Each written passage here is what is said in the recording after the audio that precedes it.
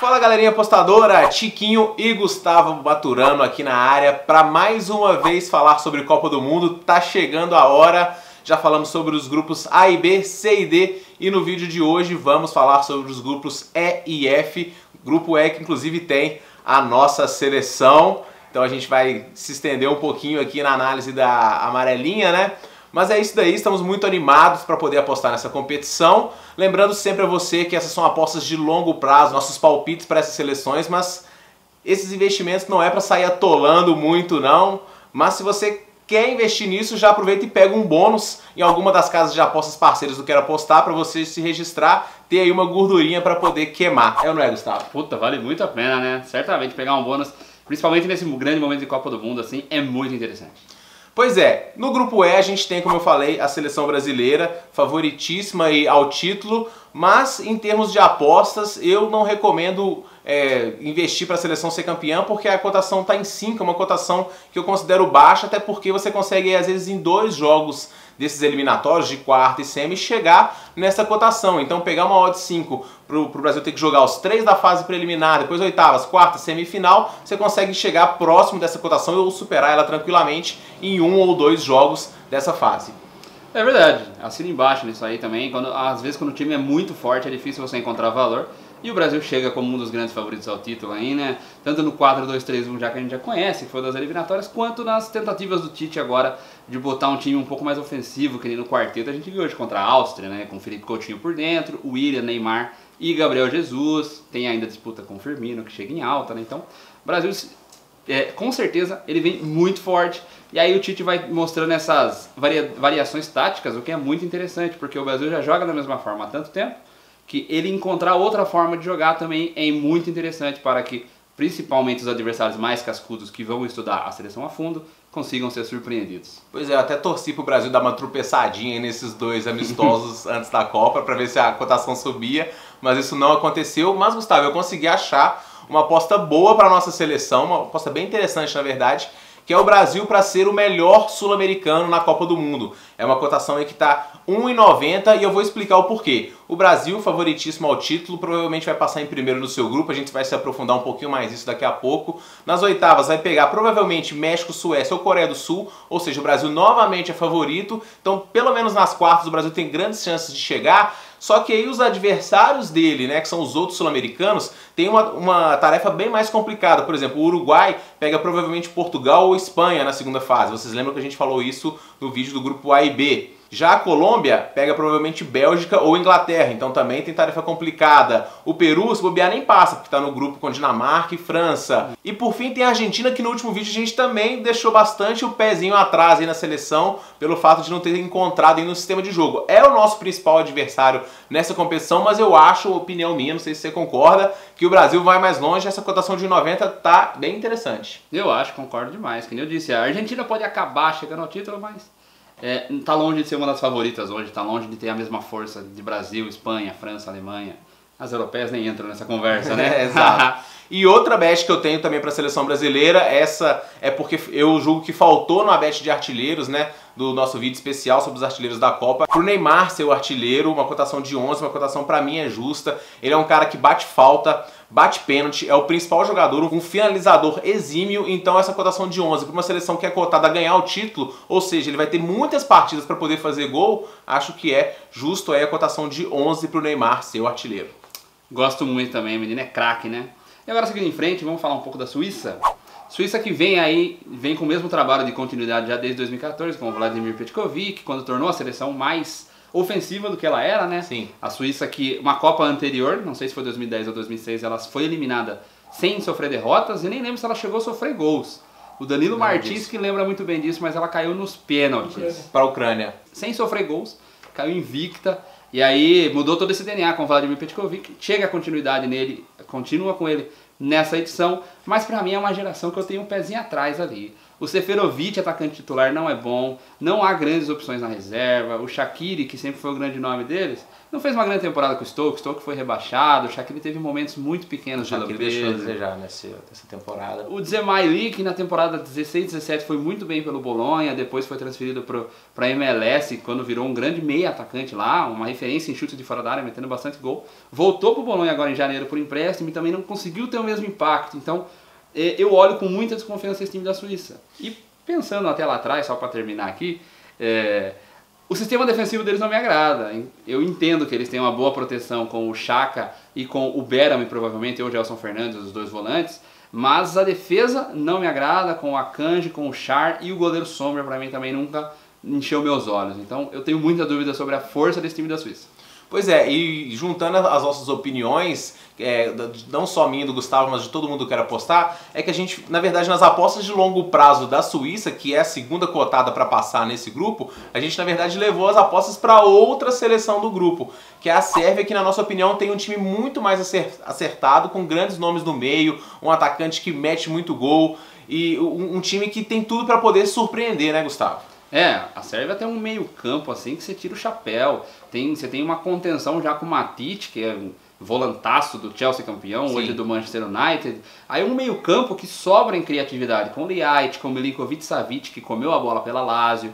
Grandes pontas como o Tadic do Southampton, o Filip Kostic, que atua no Hamburgo. E na frente com o Mitrovic, uma referência ali do Newcastle, que é um cara que sempre está garantindo, sempre guardando seu gol ali. Um finalizador, né? Um finalizador, e tem muito cara para fazer essa bola chegar nele. E em Copa do Mundo é sempre muito importante você ter um cara que, às vezes o jogo é tão travado, são poucas chances, ter um cara que decide, como ele, pode fazer a diferença num jogo muito travado. Então a gente, na verdade, jogou a Sérvia para ser a segunda classificada do grupo, porque a gente não acha que ela consegue bater de frente com o Brasil, mas ela tem boas chances de surpreender a Suíça, que embora tenha feito uma eliminatória muito boa, chegou a ficar em primeiro até o último jogo, né? Eu achei praticamente a postura da Suíça muito covarde nesse jogo contra Portugal, um jogo que eles tinham um empate, inclusive, mas eles jogaram para não perder. E quem joga para não perder geralmente perde, Gustavo. Essa é uma máxima do futebol. E eu acho que pode ser muito o estigma da Sérvia nessa Copa do Mundo também. Então, as odds do valor, na verdade, acabou passando para a Sérvia. E é por isso que a nossa aposta é para a Sérvia passar de fase com cotação de 2,75. Para terminar em segundo, é isso. Então, para fechar o grupo, Costa Rica, uma seleção aí que foi a grande zebra da última Copa do Mundo, que num grupo da morte com Itália, Uruguai, conseguiu passar. Foi o time que conquistou a torcida, né? Porque todo mundo gosta de ver um time que não é muito cotado avançar e acabou sendo eliminado só para a Holanda, né? Nos pênaltis. Foi uma campanha realmente gloriosa. Manteve alguns desses jogadores, tem o Navas, que é um goleiro excelente, alguns não gostam. Eu gosto. Eu tenho um pouquinho de pé atrás.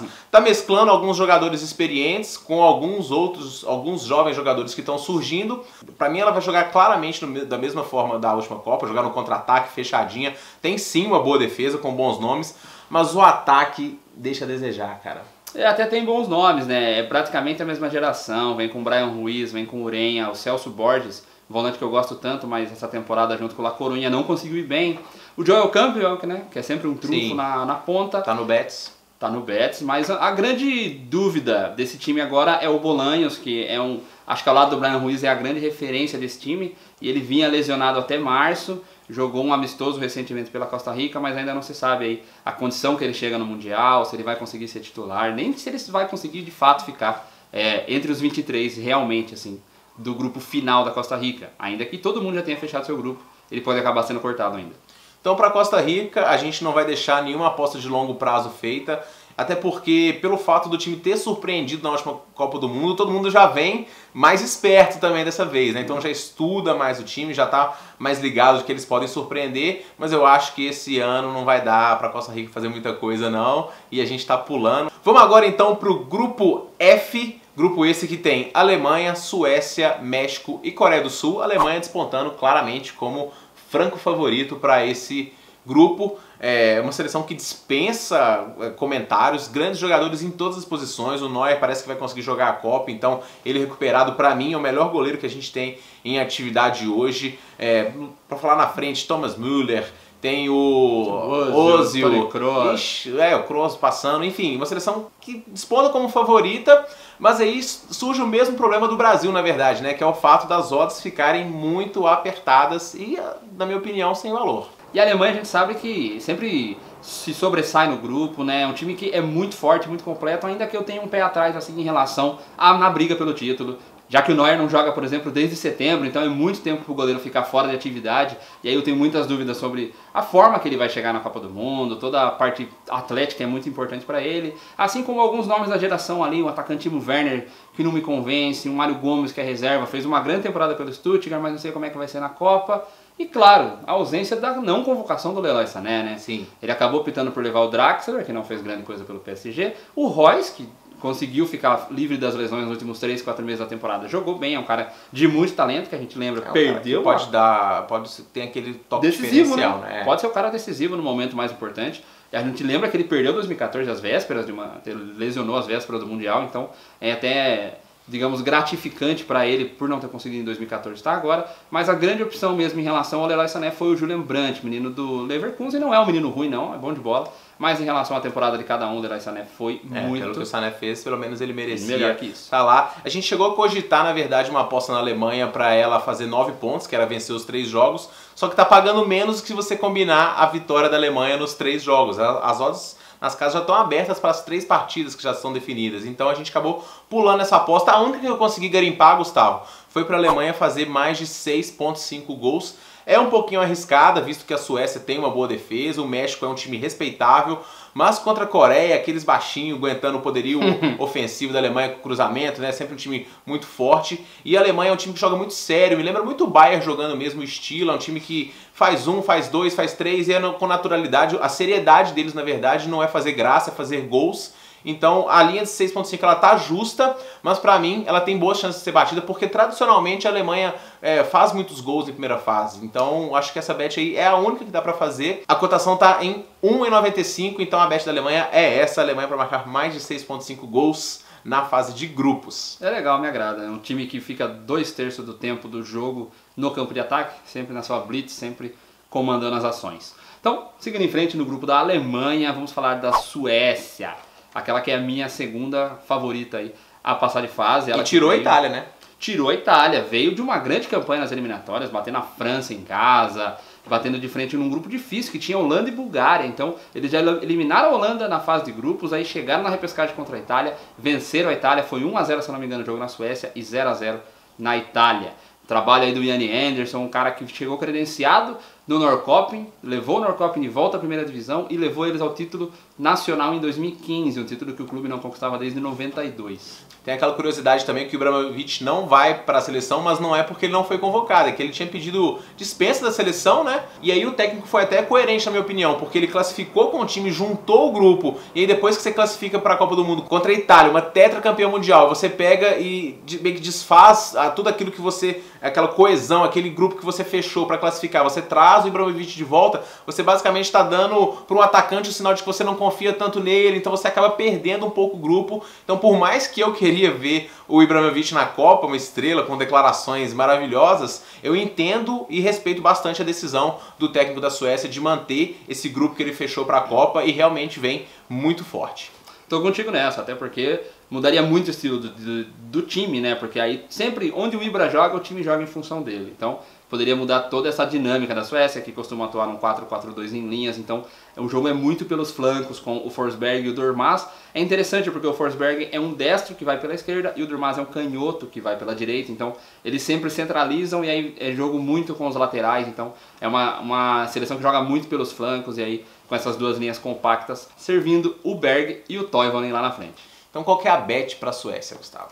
Para mim, a Suécia passará em segundo no grupo, cotação de 3. Para mim é uma cotação muito alta, digamos que em teoria é um confronto direto com o México.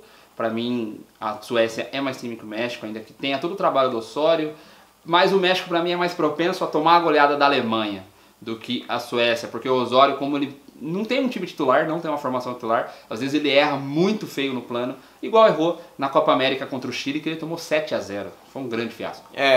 Um dos pontos do México, que é um time muito tradicional em Copa do Mundo, um time muito respeitado, chega em oitavas em praticamente todas as Copas do Mundo. Ele tá, nas últimas 6 Copas seguidas, ele foi eliminado nas oitavas.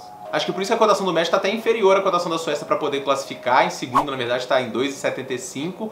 Embora o Osório ainda não tenha definido um esquema tático assim, mas é muito porque ele vai adaptando ao estilo do adversário. Isso eu acho interessante. Se você for olhar, como eu falei em outro vídeo, o técnico de Portugal, ele meio que mescla também a sua tática de acordo com o adversário. Vê que, como eu falei, quando ele pega um time mais fraco, ele joga pra cima. Quando ele pega um time mais forte, ele pega e se defende muito bem. Fez na Euro fez na semifinal e na final da Euro jogou com 4 volantes no meio campo, deu essa mudança aí nas características dos jogadores. Eu gosto da bet na Suécia, só que se a gente for botar todos os europeus passando, a gente vê que não é assim que acontece, né? A gente tá valorizando bastante. Tá valorizando muito os europeus. Então, eu acho que o México tem boas chances sim de passar, tem Chicharito, cara, tem muita gente Irving boa. Lozano veio uma grande temporada no PSV, foi pra mim a maior revelação da Eredivisie, não sei ele ou David Neres talvez, fica na dúvida entre os dois, mas ele vem de uma grande temporada aí na Holanda. Tem o Carlos Vela, guardado, é uma seleção, é forte. Aí vocês escolhem com quem que vocês ficam, eu acho que... É hashtag Team Maturana ou hashtag Team Tiquinho?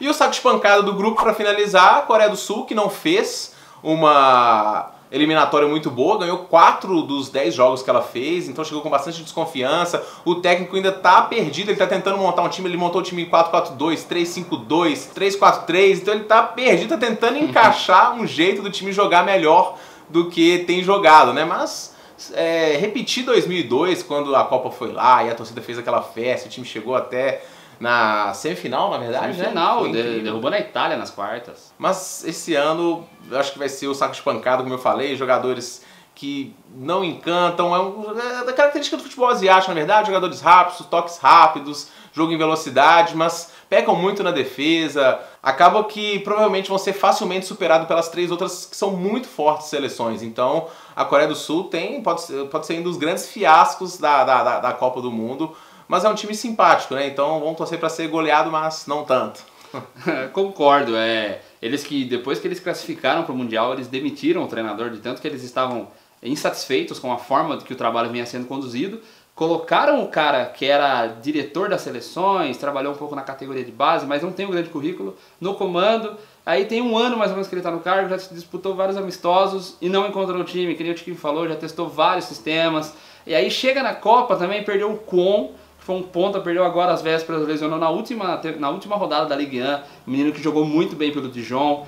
O Gi, que sempre era convocado, jogou pelo Augsburg, Borussia Dortmund, não vive grande momento na carreira, está na 2ª divisão da Bundesliga, também não foi chamado. Então acaba que a grande referência técnica é o Son, quem mais eles têm? Tem o Ko, do Mainz, e tem o Ki, do Swansea. Então, quando você não tem grandes jogadores, você precisa de ter conjunto e o time entendeu que ele tem que fazer pelo menos um sistema tático. Quando você não tem nem grandes jogadores, nem sistema tático, acaba que fica praticamente... É o caos! Exato. Então a Coreia do Sul, sem bets, a não ser contra nos jogos individuais aí. Lanterna pra ficar em último do grupo, a 1,75. Pois é, e diante disso tudo aí, essa bet a 1,75, ela é bem justa, na verdade, né? Porque é um time que provavelmente vai ser facilmente batido pelos outros 3 da chave. Digo mais, perde os 3 jogos do grupo, hein? Bom, então é isso. Esses foram os nossos palpites para os grupos E e F, as nossas apostas em longo prazo para as seleções que compõem esses grupos.